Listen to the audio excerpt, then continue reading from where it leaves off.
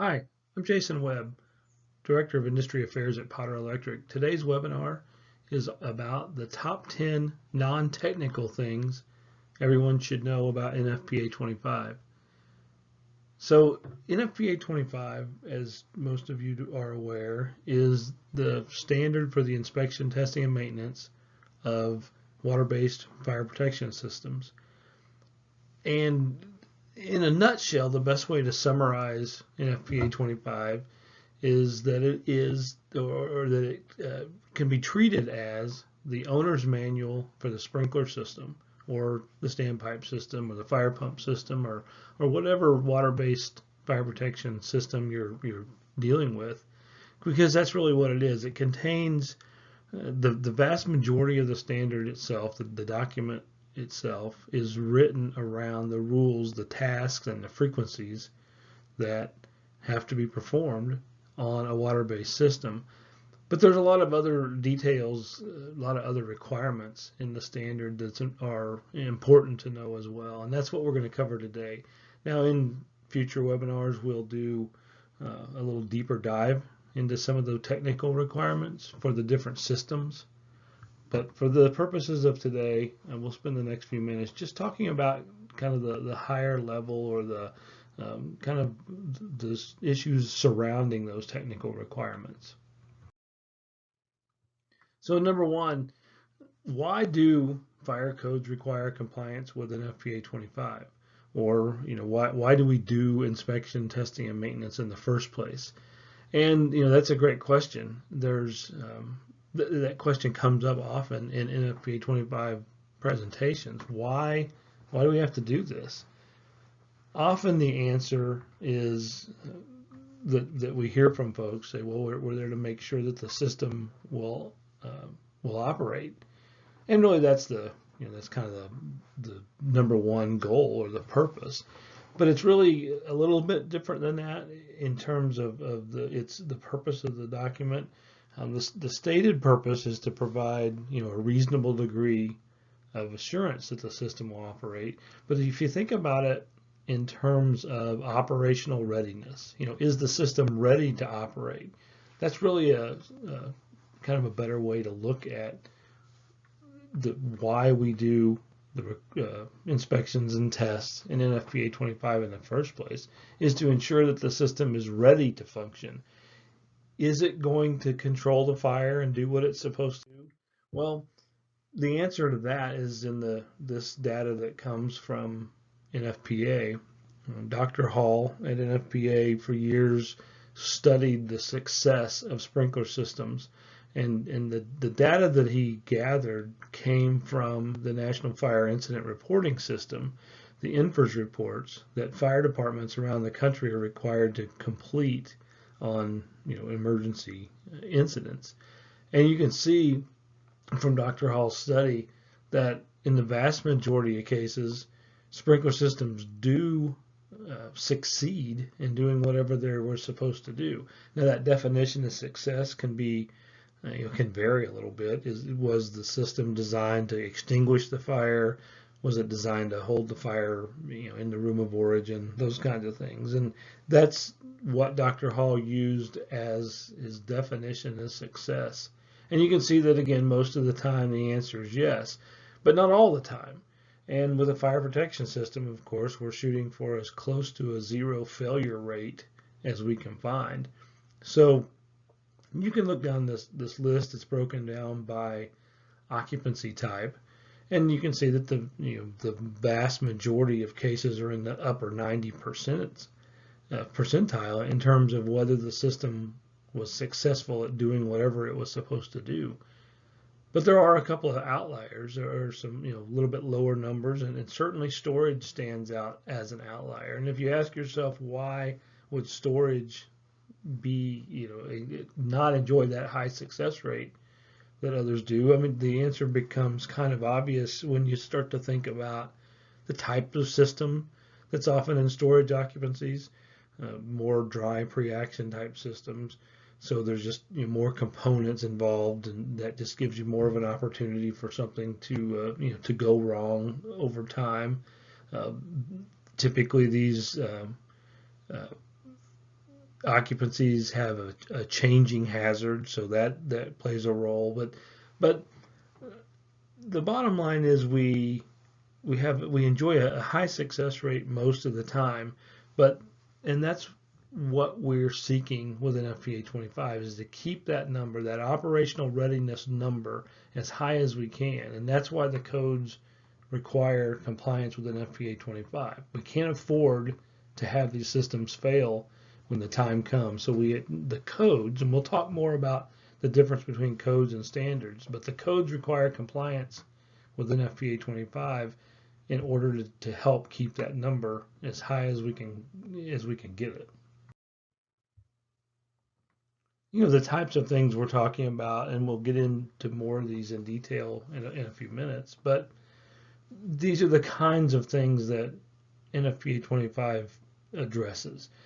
Maintenance issues, whether it was a slow, long-term issue like corrosion that takes time to happen, but when it happens, it can render the system completely inoperable, or whether it's something that happens suddenly, like a forklift backing into a stem on an OS and Y valve, or something like the flow switch on the side there that had some kind of electrical incident. And those are the things that we're looking for in NFPA 25. So that kind of drives us to the next question, which is where does NFPA 25 come up with these ITM or inspection, testing, and maintenance requirements? The document itself, isn't very thick. This is not a hard to understand document. It's not thick as a phone book that takes you weeks to read through all the requirements. The requirements that are in NFPA 25 are almost always based on experience, the data that we have from failures, and trying to address those failures with tasks and frequencies that make sense. So if you look at that study that Dr. Hall does on the success of sprinkler systems, or the success rate of sprinkler systems, you'll see that there are typically two categories of failure. And that's how Dr. Hall classified those in his reports on sprinkler system success. The first category or grouping of failures was when the system failed to operate at all. In other words, the system never went off, never did anything. And that failure rate, or those failures, are almost always attributable to a handful of situations. And you can read down the list yourself, but the number one cause of failure is simply that the system was shut off before the fire. Those are the kinds of things, whether it's making sure the valves are open, damaged components, lack of maintenance. You can read down the list, but those are the kinds of things that NFPA 25 bases their inspection, testing, and maintenance requirements around. What kinds of tasks can we require in the standard to address these known failure causes? Now, the other side of this failure data is not just when the system fails to operate at all, but when the system operates but is ineffective. And those failure issues fall into a handful of categories as well. Primarily, in over half the cases, it's because water doesn't reach the fire.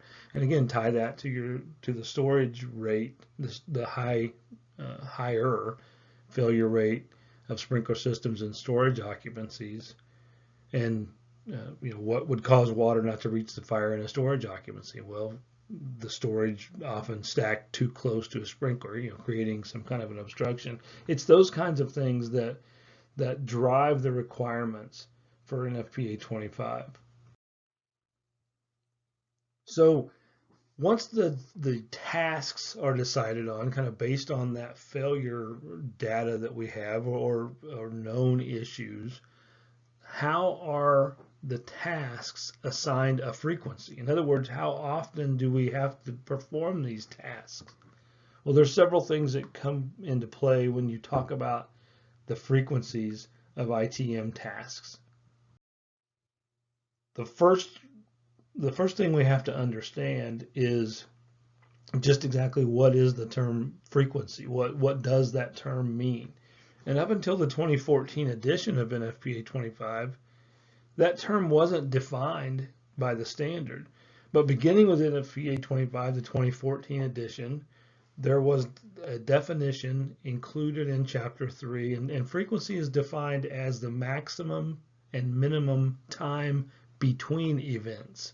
In other words, it's not a qualifying term like an annual inspection. There's no such thing as an annual inspection in NFPA 25. There are tasks based on the failure data that we have, and those tasks are assigned a frequency, a minimum or maximum time between events. So an annual, a task that has to be done on an annual basis, those are a more appropriate way to to term these tasks, as opposed to a qualifying term such as, like I said, an annual or a quarterly inspection. You may perform a quarterly inspection, but what you're doing are the tasks that are due every quarter, for example. Now, incidentally, when we talk about frequency, we also have to understand that frequencies have, under this definition in Chapter 3, beginning with the 2014 edition, we have what are termed the frequency windows. In other words, the task that you performed on April 1st last year doesn't have to be performed on April 1st this year in order to be compliant with NFPA 25. And if the definition in NFPA 25 establishes these windows for compliance. So as an example here on the slide, the definition of annual frequency is once per calendar year with a minimum of 9 months and a maximum of 15 months between them. So as long as that annual frequency task is performed between 9 and 15 months since the last one, then technically you're complying with an NFPA 25. They don't have to happen on the exact same date every year. The other important thing to keep in mind about frequencies and how they're established is the balance that the committee has to weigh between how long a problem might go undetected.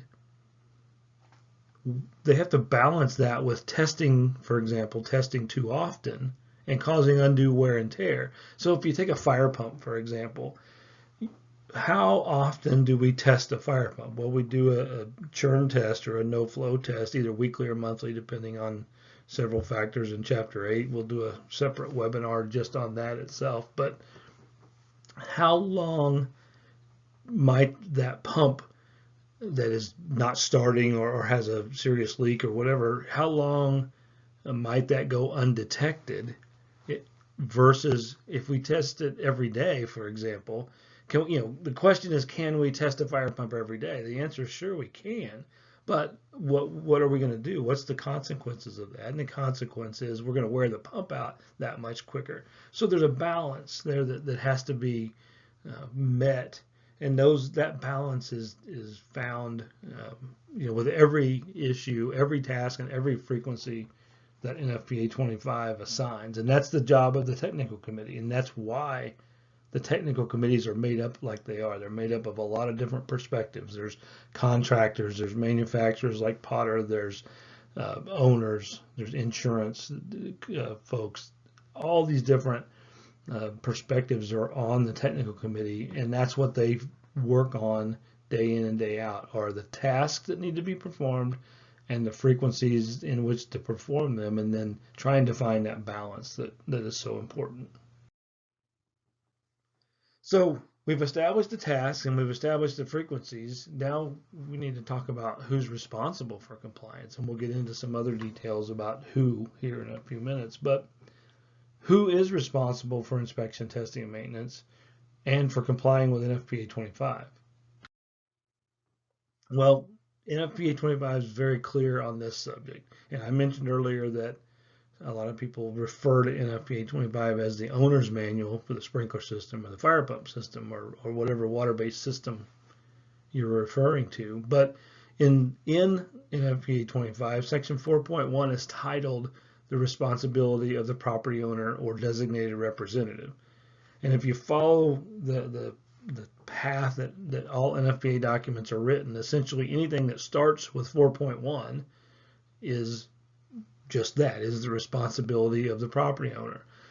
So the very next section is 4.1.1, and it establishes very clearly that the owner or their designated representative shall be responsible for inspecting, testing, and maintaining a water-based fire protection system. And then it goes into more detail in that section. But as far as who's responsible, NFPA 25 is very clear. These are the owner's responsibilities to maintain their system. Now, can the owner delegate that responsibility? The answer is no, they can't designate the responsibility, but they can, or delegate, I'm sorry, they can't delegate the responsibility, but they can delegate the authority. So in other words, if a tenant or a lessee, for example, has it in their lease that they are responsible to perform this, then the owner can delegate that authority to them, or a management firm, for example, someone like that. Ultimately, the responsibility falls back to the owner, and that's something that is a lot deeper subject than we want to address here. But can the owner who's responsible for requiring for complying with NFPA 25 delegate the authority to perform those tasks to a tenant or a property manager? The answer is yes, and that's most often, or I'd say at least half the time that's the case. It's not the actual owner of the building that's doing the task or that's having the task performed. It's a facility manager, someone like that.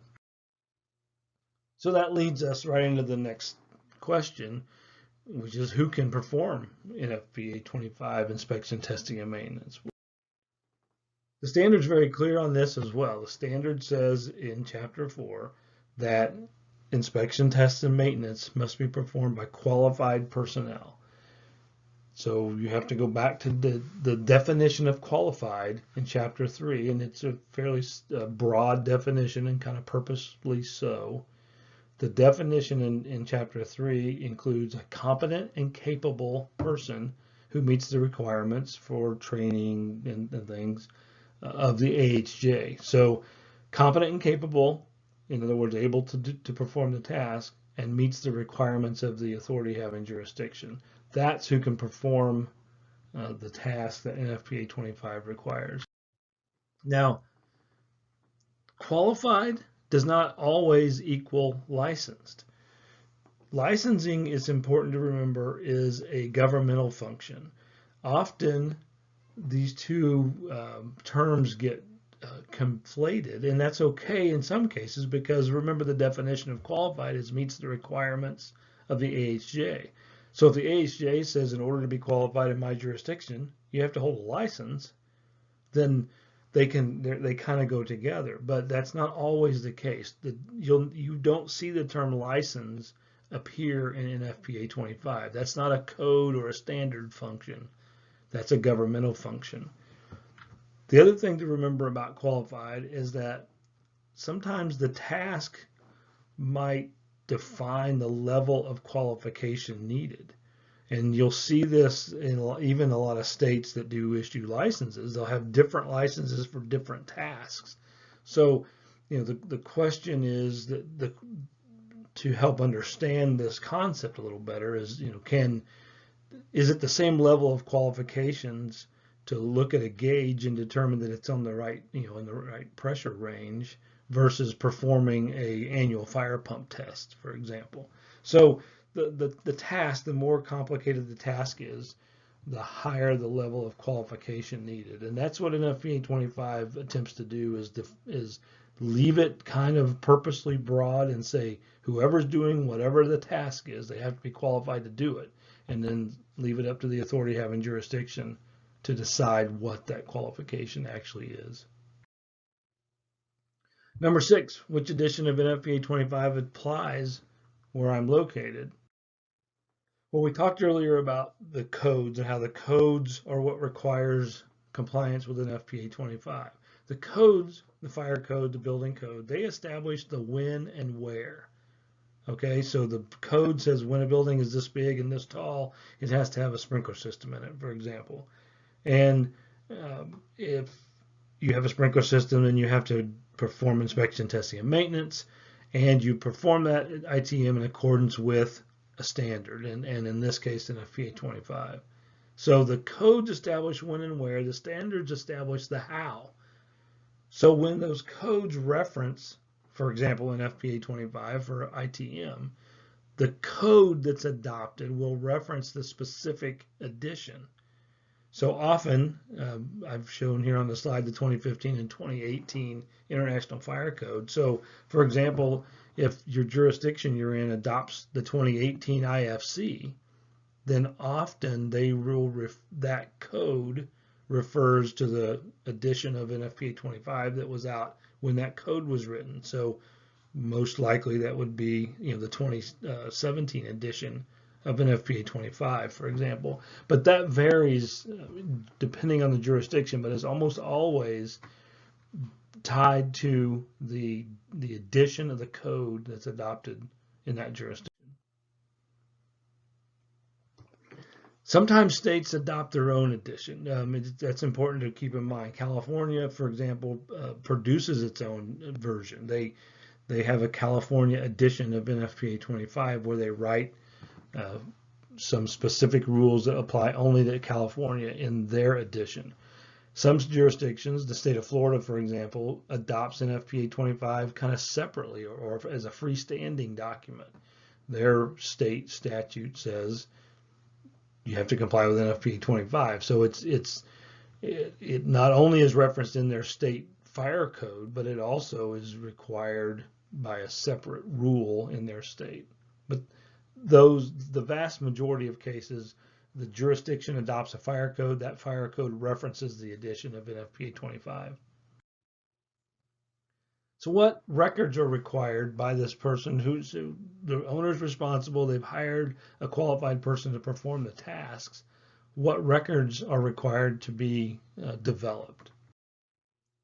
Well, section 4.3 in chapter 4, kind of that owner's chapter that we talked about earlier, requires records to be made for all inspection, testing, and maintenance.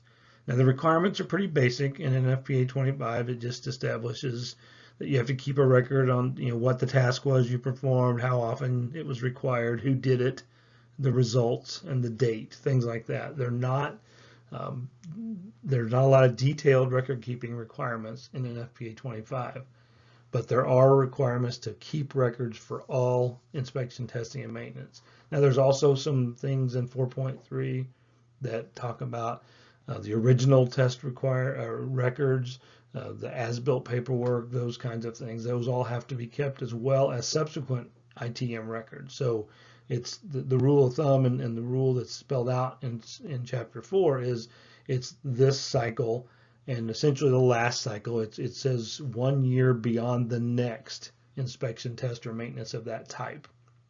So the way to keep that in mind, or an easy rule of thumb, is what has to be maintained are the original records, this cycle's records, and then last cycle's records, essentially. Now, remember that electronic records are permitted. So if a contractor, for example, that uses an online service, that's permitted specifically by NFPA 25. So kind of almost crossing the line into technical, but a question that comes up often is what's the difference between an internal assessment or an internal inspection and an obstruction investigation? So you have to go back to the 2011 edition.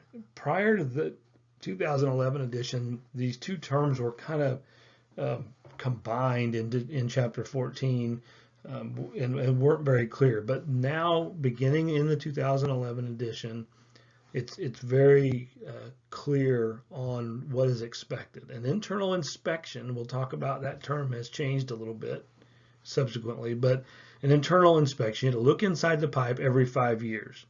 period. There was some exceptions for non-metallic pipe and things like that, but the internal inspection itself has to be performed every 5 years. So that's a task on a frequency, right? It just has to happen every 5 years. The obstruction investigation, then, if you have to perform one, is triggered by certain events. And those events are spelled out in Chapter 14, but they are not on a frequency basis. An obstruction investigation only happens when something triggers it. Now, that internal inspection was actually renamed in the 2014 edition to Assessment of Internal Condition of Piping. And what happened is that the concept remains the same from the 2014 edition beyond until today. The concept is the same. We're still looking, inside the pipe to see what the internal condition is like, or we're still assessing that internal condition. We don't necessarily have to look inside anymore, although that's kind of the best way to perform this task in many people's opinion. But those prescriptive requirements for performing that internal inspection every 5 years have changed a little. They used to tell you exactly where you had to look inside the pipe, and all those prescriptive requirements have moved to the annex now as guidance. And all NFPA 25 says is every 5 years you have to assess the internal condition of the pipe, and then it gives you a lot of guidance in the annex for the best ways to do that. So when we are performing an internal assessment or an internal inspection, what are we looking for? What do these internal assessments tell us? Well, the purpose, as you could see in that little code section I showed you on the last slide, the purpose is to identify foreign organic or inorganic material. That was always the reason we look inside the pipe, or we test the water inside the pipe. We use ultrasonic testing to measure the wall thickness of the pipe. So again, it's all about detecting foreign organic or inorganic material. The thing to keep in mind about these internal assessments is that it's never too late to take action. In other words, even if you see something like what I'm showing you here on the right-hand side of the slide, now that piece of pipe itself may have to be replaced. Certainly, that's got some issues that are not going to be easily fixed without being replaced. But even if you discover significant corrosion inside of a piece of pipe through your internal inspection, internal assessment, taking action such as adding nitrogen to the system will put the brakes on that problem and can really help extend the life. It's not going to reverse the corrosion that's there, but it can really put the brakes on what is going on in terms of corrosion inside the system and make a tremendous difference in the lifespan of that system. So number 10, the last one, we finally got there, and it's the question that comes up at every NFPA 25 presentation that I've ever done, and that is, how do I make changes to NFPA 25? Everybody always has a lot of really good input into how NFPA 25 should read. What should be the requirements? And the most important thing to remember is that everybody can submit proposals to NFPA 25. If you go to www.nfpa.org/25, or any standard number for that matter, but in the case of what we're talking about today, NFPA 25, anybody can submit a public input before the next cycle starts, or a public comment when it's open for public comment during the process. The process you can see spelled out in that graphic to the side that comes from NFPA's website. NFPA 25 is somewhere in that cycle all the time and then starts over. So if you have an idea, an improvement for the standard, submit it. The committee, the technical committee that reviews these, has to take action on all public inputs and public comments that are submitted. So don't hesitate to submit a comment or an input. That's how the standard gets better, is folks that are in the know submit their ideas for improving the standard. So I would encourage everybody to get involved in the process and submit their public inputs or their public comments on the changes that are being proposed for that edition. Well, that's it. That's the top 10. I know how these top 10 lists work. Everybody has their own ideas for what a top 10 should include, and I'm sure you don't agree with mine, but that's okay. These are just some non-technical kind of things surrounding NFPA 25, and I would love to hear your comments, questions. You can email me at jasonw@pottersignal.com, and would love to correspond with you. Any questions you have, any comments on NFPA 25, don't hesitate to reach out. Thank you.